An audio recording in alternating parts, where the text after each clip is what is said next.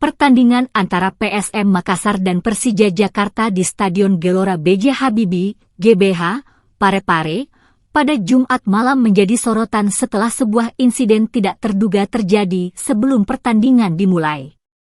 Saat cuaca hujan deras mengguyur area stadion, Kapolres Parepare, AKBP Arman Muiz, berupaya memastikan bahwa pertandingan dapat berjalan sesuai rencana. Namun, ada insiden kecil yang membuat momen tersebut berkesan.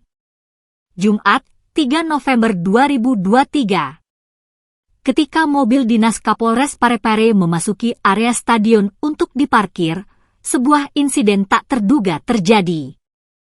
Ban belakang kanan mobil masuk ke dalam selokan, menyebabkan mobil terjebak.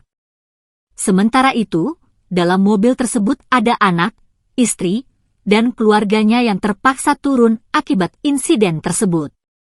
Di tengah cuaca hujan deras yang tak kunjung reda, beberapa anggota kepolisian yang hadir terpaksa turun tangan untuk mengangkat mobil dinas yang terjebak tersebut.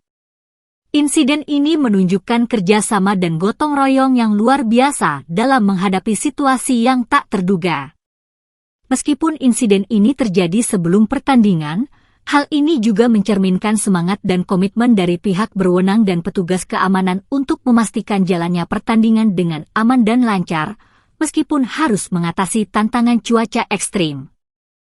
Pertandingan berlanjut setelah insiden tersebut, dan meskipun PSM Makassar mengalami kekalahan 2-3 dari Persija Jakarta, momen-momen seperti ini akan selalu mengingatkan kita akan ketangguhan dan semangat dalam menghadapi situasi yang tak terduga, baik di dalam maupun di luar lapangan.